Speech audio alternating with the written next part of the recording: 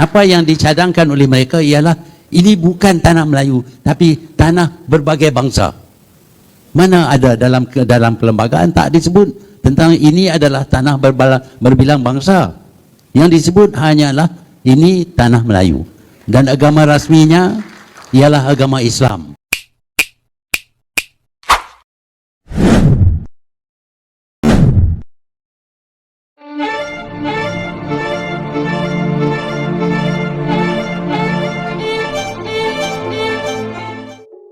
Negara Malaysia memang benar-benar lucu sekali. Para tokoh politik, guru dan profesor-profesor Malaysia, serta warga Melayu Malaysia, mengapa masih begitu yakin dengan sebuah cerita kehebatan Melayu Mahawangsa. Padahal kenyataannya, negara yang mereka anggap sebagai tanah Melayu itu, tidaklah sehebat yang mereka ceritakan. Karena di tanah Melayu negara Malaysia masih saja sibuk dengan pencarian identitas, tanah, bangsa dan negara. Sejak zaman penjajahan hingga saat ini, negara Malaysia masih terus saja mencari sebuah identitas bangsa dan negara. Dikatakan negara berbilang kaum sebagai negara Malaysia, mereka enggan. Karena mereka menginginkan negara Malaysia sebagai tanah Melayu. Akan tetapi kenyataannya, di dalam negara Malaysia bukan hanya kaum Melayu saja. Ada kaum Cina dan kaum India, serta kaum asli dari wilayah Sabah dan Sarawak yang memiliki identitas budaya dan bahasanya sendiri. Bahkan dalam perjanjian kemerdekaan Malaysia, tidak satu pun terdapat nama orang Melayu. Para Sultan Melayu Malaysia hanya tinggal menyetujuinya saja, segala peraturan yang ada dalam perjanjian kemerdekaan. Entah tahu mengapa dan kenapa, kaum Melayu Malaysia enggan menjadi sebuah negara Malaysia untuk seluruh rakyat Malaysia, alias negara Malaysia yang berbilang kaum. Mungkin kaum Melayu Malaysia tidak menginginkan adanya persamaan hak atas semua kaum. Kaum Melayu Malaysia masih menginginkan keistimewaan bagi kaumnya, serta selalu membawa-bawa nama agama untuk negara Malaysia. Jika masih menginginkan sebuah keistimewaan, Malaysia belum benar-benar bisa disebut sebagai negara, serta bangsa Malaysia. Karena suatu negara itu berdiri untuk persamaan hak seluruh rakyat di negara itu sendiri. Dari sekian banyaknya negara di dunia ini, hanya Malaysia sajalah yang memiliki sistem konsep negara yang mengistimewakan pada salah satu kaum, yang ada dalam negara Malaysia. Begitulah negara Malaysia, yang selalu memiliki masalah perkauman, dari semenjak merdeka hingga sampai sekarang ini, yang tak pernah menemukan titik penyelesaian. Itulah penyebabnya wilayah Singapura keluar dari Malaysia, sehingga terbentuklah sebuah negara Singapura. Jika Malaysia masih terus mempertahankan sistem perkauman dengan segala permasalahannya, mungkin suatu hari nanti, bukan hanya Singapura yang keluar dari Malaysia, untuk membentuk sebuah negara. Mungkin saja, Sabah dan Sarawak, akan mengikuti jejak Singapura, membentuk suatu negaranya sendiri.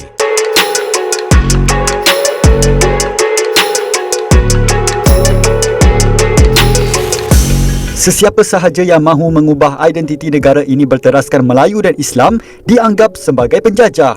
Demikian kenyataan bekas Perdana Menteri Tun Dr. Mahathir Mohamad yang bertegas bahawa Malaysia adalah tanah Melayu dan agama Islam adalah agama rasmi di negara ini. Sebelum ada orang daripada China ataupun India datang ke Malaysia, ini dikenali sebagai tanah Melayu. Daripada 2000 tahun dahulu dikenali sebagai tanah Melayu. Ini identiti wilayah ini, identiti Semenanjung ini ialah identiti Melayu. Dan orang Melayu lah yang berjuang untuk mencapai kemerdekaan. Dan mereka lah yang membentuk perlembagaan. Dan perlembagaan itu sebut dengan terang bahawa ini adalah tanah Melayu. Beliau berkata demikian ketika menjadi panel Forum Minda Negarawan pada persidangan tahunan Dewan Kepimpinan Nasional Parti Berjasa di Ideal Convention Centre IDCC Shah Alam Selangor hari ini. Tambah Tun Mahathir, tidak dinafikan bahawa rakyat Malaysia terdiri pelbagai kaum, tetapi mereka tidak berhak menukar perlembagaan daripada tanah Melayu menjadi negara berbilang kaum. Apa yang dicadangkan oleh mereka ialah ini bukan tanah Melayu, tapi tanah berbagai bangsa. Mana ada dalam perlembagaan tak disebut tentang ini adalah tanah berbilang bangsa. Yang disebut hanyalah ini tanah Melayu. Dan agama rasminya ialah agama Islam. Mereka nak tukar negeri Melayu ini, tanah Melayu ini sebagai negara berbilang kaum.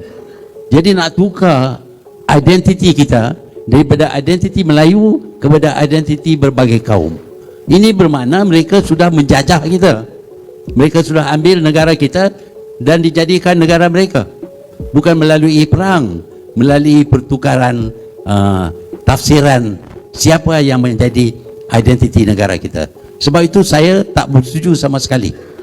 Tegas Tun Mahathir, mereka tidak boleh menukar agama Islam sebagai agama rasmi menjadi negara sekular yang berbagai agama yang identitinya tiada kaitan dengan bangsa Melayu. Lebih mengecewakan katanya, apabila mahu pertahankan kedudukan bangsa tonggak di negara ini tidak boleh dilaksanakan kerana dikaitkan dengan isu 3R, bangsa, agama dan raja, dan tidak boleh memburukkan pemimpin negara.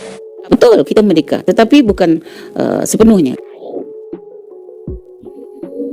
Saya nak tunjukkan bagaimana kemerdekaan kita sebenarnya banyak benda yang British tidak lepaskan kita sepenuhnya, terutama ekonomi, pertahanan, kemudian perkhidmatan awam, dia tak lepaskan. Dia masih letak wang dia. Tapi soal kemerdekaan kita juga, ya. Jadi Tengku memang bapa kemerdekaan, tetapi kita mesti ingat, ya, Tengku melaksanakan satu dasar politik kerjasama kaum, bukan menghapuskan perkauman dalam satu parti macam Datuk Wan.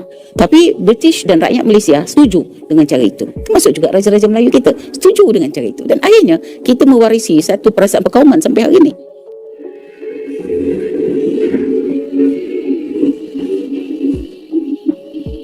Ya, sampailah penubuhan Malaysia juga adalah atas kerajaan British. Tengku cuma melaksanakan aja, ya. Jadi bagi saya, kemerdekaan kita itu ada juga masalahnya. Pengkaji sekarang fikir, dan saya fikir betul. Suruhanjaya Reid, macam you tanya tadi kan, apabila Tengku dah buat pertemuan baling, kemudian lepas tu 1956 Tengku sekarang merundingkan kemerdekaan. Setahun lepas tu, ya merundingkan kemerdekaan. Tengku sebenarnya cuba kita kata suatu perkara yang baik untuk kita. Tetapi dalam jawatan kuasa perundingan kemerdekaan yang ditubuhkan di London sana, di England sana, di bawah Jabatan Tanah Jajahan, Colonial Office, pejabat perang dan pejabat Foreign Office, ya, pejabat asing. Ini British 3 pejabatnya yang bekerja untuk menguruskan kebebasan, ya, negara-negara Commonwealth. So dalam perundingan itu kita ada 35 jawatan kuasa kalau tak salah saya, ya, dan Tengku jadi ketua. Tetapi siapa yang merundingkan perkara itu seorang-seorang diri? Tun Abdul Razak. Ya, Tengku most of the time pergi tempat lain. Ini saya baca rekod British, ya, bukan saya dadakan. Dan Tun Abdul Razak selalu akan bercakap untuk kepentingan kita, tetapi selalu jalan buntu. Sebab Tun Abdul Razak tak setuju banyak perkara. Tapi apabila jalan buntu berlaku, British akan rujuk pada Tengku, dan Tengku buat keputusan membenarkannya. Jadi Tun Abdul Razak adalah seorang pemimpin penolong Tengku yang sangat setia dan sangat kita kata hormat pada Tengku, ya, sebab mereka ada hubungan seperti bapa dengan anak sejak mereka belajar di England dulu, ya. Tun Razak tolong baca buku teks, buku undang-undang untuk Tengku periksa besok pagi, ya. Tengku cuba 3 kali, ya, untuk dapat ijazah undang-undang. Kali ketiga dengan Tun Razak punya bantuan dan beberapa kawan lain baru dia berjaya. 27 tahun. Ini bukan nak burukkan pemimpin, tapi menunjukkan bagaimana kita ada satu keadaan, kita dah merdeka, tetapi bagaimana Suruhanjaya Reid itu telah dipilih orang luar. Tengku Abdul Rahman bersetuju bahawa Suruhanjaya Reid itu dianggotai oleh orang luar, bukan oleh orang kita. Masa kita merundingkan Malayan Union, Datuk Onn minta supaya perundingan itu dianggotai oleh Raja-Raja Melayu, Wakil Raja-Raja Melayu dan juga UMNO, dan dibuat di Kuala Lumpur, bukan dibuat di luar negara. Tetapi masa Tengku seorang yang sangat relax, kan. Ini semua orang tahu, bukan kita menuduh, tapi Tengku cara berfikir dia tak sama dengan Datuk Onn. Dia anak raja, kena ingat tu. Dia anak raja dengan anak bangsawan, betul Datuk Onn bangsawan, tapi Datuk Onn ini terkenal sebagai seorang penulis akhbar, wartawan yang terkenal melawan Sultan Ibrahim. So dia lain, tapi Tengku anak raja, sentiasa didodoi, sejadah dibela, sejadah dibelai, sejadah dapat peruntukan kerajaan negeri, sebab dia anak Sultan Kedah, ya. Dan so jadi kita dapati Tengku lebih rileks dalam menguruskan kemerdekaan kita. Dilepaskan Tun Abdul Razak seorang-seorang untuk menghadiri semua mesyuarat, ya, tidak ada siapa yang bantu, ya. Sebab perundingan itu dilakukan oleh Tengku, Tun Abdul Razak, Tan Cheng Lock. Tetapi Tan Cheng Lock tidak pergi berunding. Tan Cheng Lock pergi ke Switzerland sebab mengubatkan anaknya sakit, Tan Siew Sin, kan tak? Jadi Tun Razak lah. Dan wakil-wakil Raja-Raja Melayu yang diketuai oleh Datuk Panglima Gantang, Ni Ahmad Kamil, kemudian Menteri Besar Selangor kalau tak salah saya, dan mereka ini juga tidak bercakap banyak, ya. Dan memang suara Tun Razak tu jadi nipis, suara mereka jadi nipis sebab ketua delegasinya adalah Tengku Abdul Rahman, dan British rujuk pada Tengku untuk buat keputusan. So bayangkan kita punya perundingan itu berat sebelah, ya. Dan akhirnya kita dapati berlakulah apa yang telah berlaku. Satu Suruhanjaya bebas diadakan, dan Tengku bersetuju. Kenapa Tengku bersetuju? Kerana tidak adalah misalnya pengaruh daripada orang Melayu, orang Cina, orang India dalam Suruhanjaya bebas itu, kan. Supaya bila tak ada pengaruh, maknanya nampak dia tidak dipengaruhi oleh parti perikatan, ya. So, yang jadi anggota Suruhanjaya Bebas ialah wakil daripada ketuanya adalah ketuanya adalah Reid. Dia ketua daripada United Kingdom. Lepas tu daripada seorang Jennings tu tak silap saya pun daripada sana. Lepas tu seorang daripada Pakistan, ya, seorang daripada India dan seorang daripada Australia. Ya, Australia yang Jennings. Seorang diminta daripada New Zealand.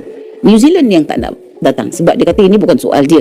Ya. Jadi kita 4 orang ni, ya, hakim-hakim berpengalaman daripada negara-negara Commonwealth, ya, bukan membantu, menentukan perlembagaan merdeka kita, ya. So, apabila keadaan itu berlaku, Tengku dapatkan Tarikh Kemerdekaan 31 Ogos, ya. Tengku dapatkan kerajaan pusat dan kerajaan negeri punya pembahagian kuasa, kerajaan dan keputusan bahawa Persekutuan Tanah Melayu mesti menjadi negara Commonwealth. Itu syarat kemerdekaan kita.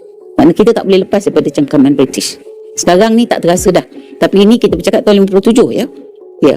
So British memang kontrol sebab dia tak lepaskan ekonomi dia di Tanah Melayu. Kita tidak ada satu polisi menationalizekan atau mengkebangsaankan syarikat-syarikat British macam Burma buat. Ya. Apa tu kita dapati syarikat Guthrie masih lagi dimiliki oleh British, syarikat apa tu Anderson masih lagi, semua syarikat pelembungan kita yang pegang British. So kuasa ekonomi kita tak ada sebab tu masa kita merdeka kita miskin sangat. Nak buat stadium merdeka tu kena pinjam duit British 250,000 untuk bina stadium merdeka, nak isytiharkan kemerdekaan. Betapa naifnya kita pada masa itu.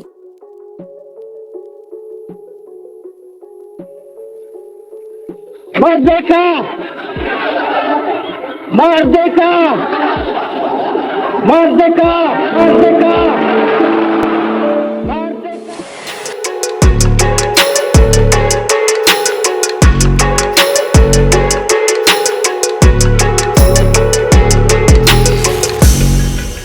Sekian pembahasan dari kami, terima kasih sudah menonton, dan saksikan video berikutnya, sampai jumpa lagi.